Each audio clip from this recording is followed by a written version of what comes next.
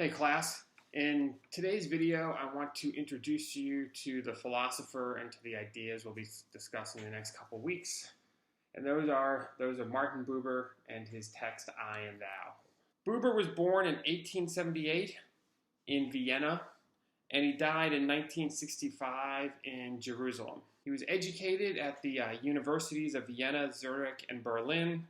This work, I and Thou, is probably his major philosophical achievement. It's the book that really puts him on the map as a philosopher. And we're looking at it in this class because I and Thou is essentially or basically about how we relate to other people and what influence, what effect that has on our relationships with ourselves and with the world as a whole.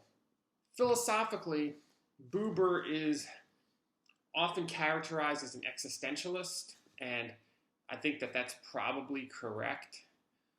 Although he is not an existentialist in the way that Jean-Paul Sartre or someone like that would be.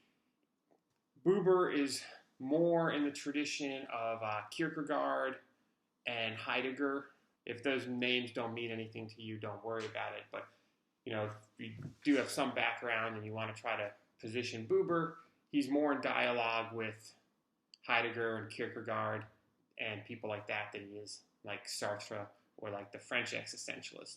And one of the big reasons is that philosophers like Heidegger and Kierkegaard are more open to religious questions than philosophers like Sartre. Buber is also himself open to religious questions. It's important to note that religious questions don't necessarily entail religious answers. Buber, Kierkegaard, Heidegger, people in that tradition think that questions that might be characterized as religious are getting at something important. So you'll see this. Kierkegaard himself was very religious. Heidegger was quite irreligious. Buber was religious in his own weird, idiosyncratic way. Right, that if you asked Buber, he would have told you that he was religious, but if you asked his rabbi might disagree. So what's the story of I and Thou?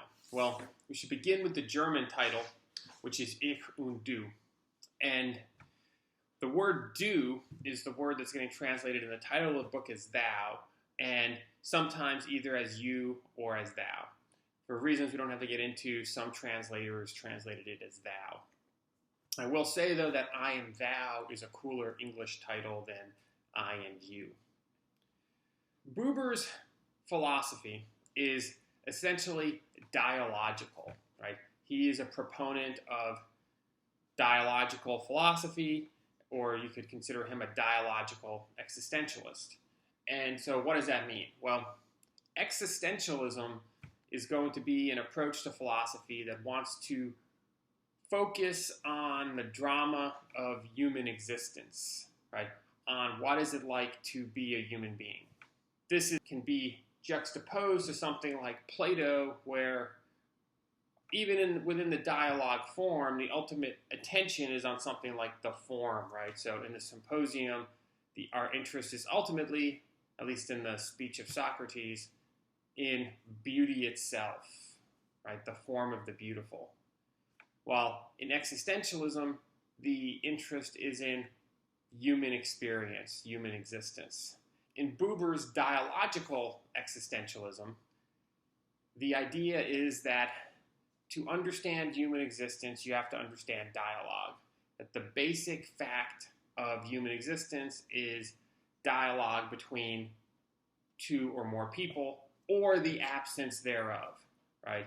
That either we are in dialogical relationships with others, or we're not. That is the fundamental question of human existence. Now, I haven't said what dialogue means in sort of Buber's context, but I'll get to that.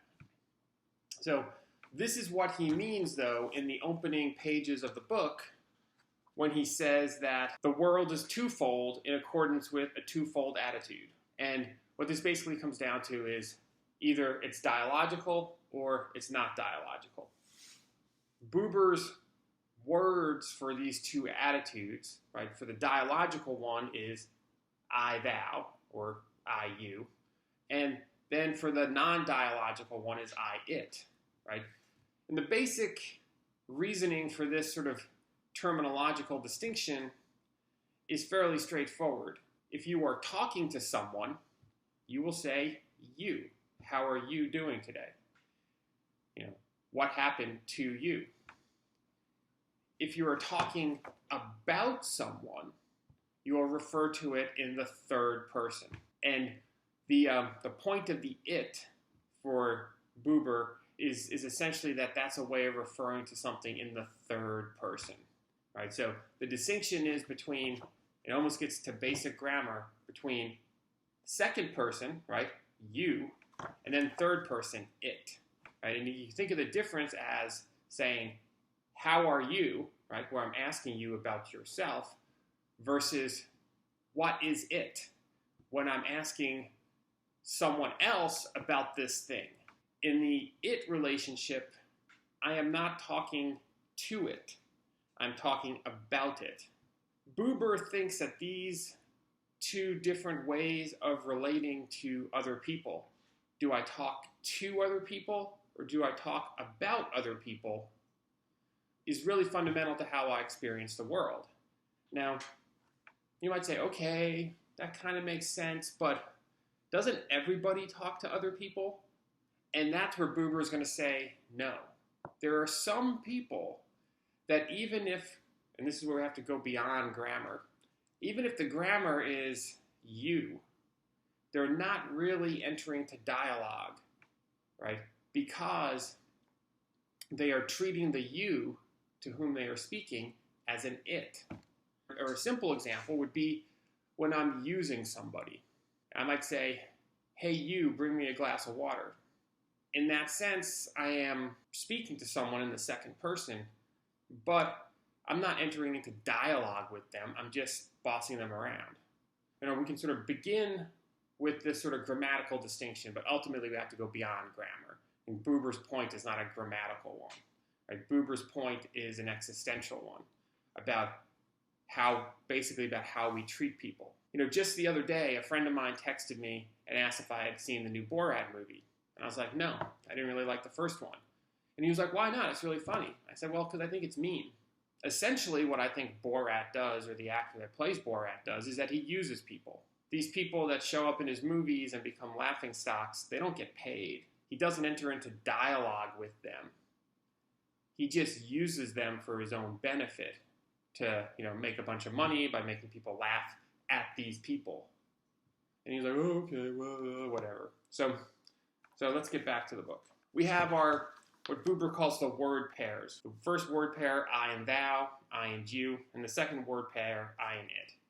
The difference between these two is something really important, right? The idea is that when I say you, and I really enter into dialogue with you, when I'm really talking to you, and let's say trying to get to know you, what I am implicitly admitting, or what that is implicitly presupposing, is that I don't know you. That there's something about you that is fundamentally mysterious and beyond anything that I can tell by talking to you or interacting with you. So that there's something about the other person that is always going to escape my grasp. I have a daughter who's in middle school, and like most middle schoolers, she's mean and judgmental. And I always have to tell her, everybody's got a story and you don't know what it is. And so you can't be quick to say that person sucks or that person's awesome or whatever, because you don't know. This isn't just true, Buber would say, about strangers. It's really true about everybody. Even the people closest to you, there are things about them that you don't know and that you can never know. They might not even know. And this is an important point for Buber, that when you have this I-thou relationship with others, and you realize that the other is not an object that you can control, manipulate, know everything there is to know about, and reduced to sort of a mere thing, you also come to that realization about yourself. So if I'm Buber, I'm going to say, not only are there things about you that I don't know that escape my grasp and escape my knowledge, there are things about me that I don't know, right? That every human being is fundamentally mysterious. Every human being has these, unknown regions that we can't grasp. And you can kind of see this if you think about, sometimes you surprise yourself. Hopefully it's in a good way, but sometimes you might surprise yourself in a bad way, right? Because there are things about you that you don't know. So the I-thou attitude, or the I-thou relationship, is one that is open to the mystery of other people and is sort of comfortable with that mysteriousness. And in a sense, for Buber, wants to enter into it, realizing that it's inexhaustible, right? So that's the I-thou. In the I-it relationship, I think that the other is not mysterious. The other is someone that I can understand completely. And I can understand them completely by putting them into certain categories. I can put them in demographic categories. I can categorize them by their age, by their height, by their culture, right? I can categorize them in all these different ways, and I feel like when I've done that, I've understood them. I know everything there is to know about them.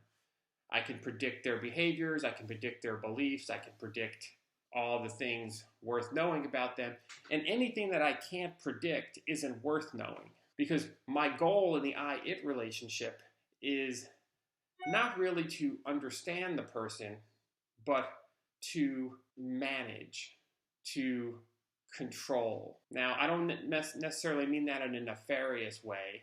My goal in the I-it relationship is not to let the other just be the other.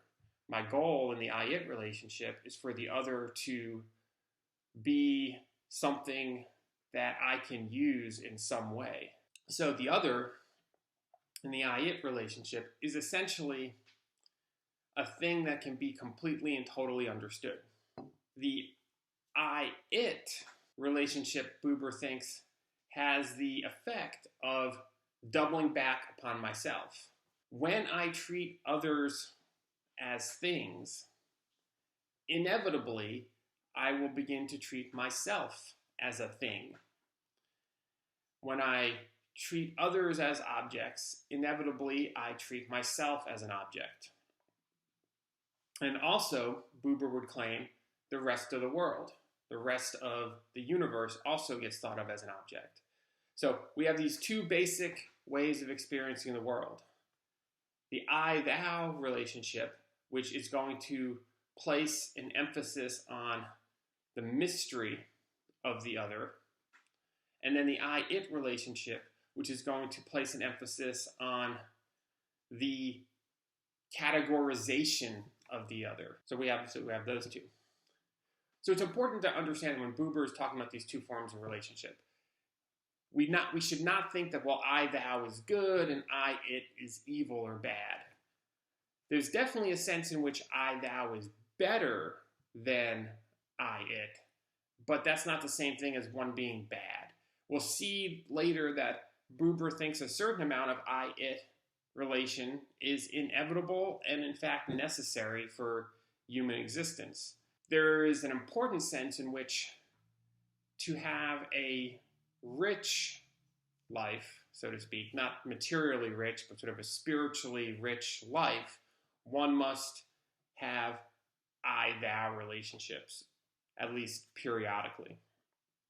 And the question will be, what is involved in that? How does that happen? As we'll see, it's not entirely up to you. It's to some degree up to you, but not entirely up to you. And we'll probably get to that in another video, because this has been running a little long, so I'll let you go.